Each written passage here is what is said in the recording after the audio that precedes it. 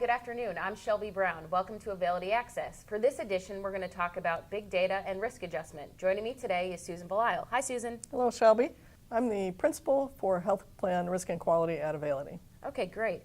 Now, Susan, we all read the news, and there's been a ton lately about big data and its importance, not just in healthcare, but in many other industries. But I want to tie it back to big data and risk adjustment, your specialty. I think it's somewhat of a double-edged sword. So you have all this information, but it's challenging for the plans to take it in, consume it, synthesize it, and also ensure it gets socialized throughout the plan and to the appropriate person in the plan.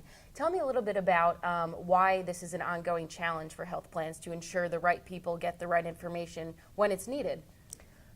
You're exactly right, Shelby. There is a tremendous amount of data in health plans, but it's typically siloed in different pockets. And some of the most important information is really not at the health plan yet, so it might have been captured in detail at the provider's office and the provider's medical record. But when the provider communicates to the health plan, it's typically through a claim. And the claim has very little clinical information, just a couple of diagnosis codes about that member.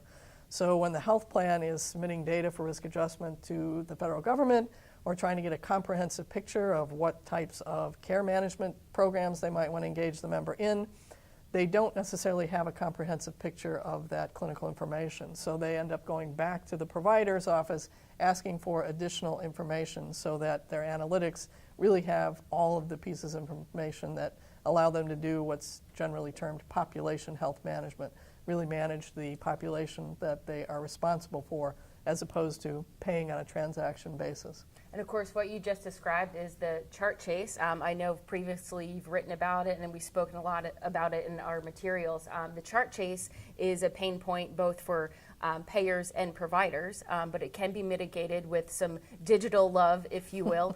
Briefly explain why digitizing the risk adjustment process can help alleviate the chart chase. Amazingly, with all the technology that's available, a lot of the activities related to risk adjustment involve fax and paper, even still today. So every health plan may have its own approach to making the request to the provider's office for additional information to support a condition that they believe the patient might have. That's very important to the payer because it impacts their reimbursement from the federal government if the plan is a Medicare Advantage plan or one of the plans on the exchange.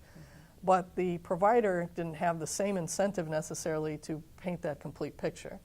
The providers then face a lot of irritation because every health plan may be coming to them with a different approach, and even within one health plan they might get requests that are coming from the risk adjustment part of the organization or quality management or supporting documentation for a claim. So putting it all in one place allows the health plan to consolidate their requests and for a provider to see not only one health plan but multiple health plans and respond to the requests in a consistent fashion. Sure, that's great insight. Thanks for joining us today, Susan. Appreciate it. Thank you.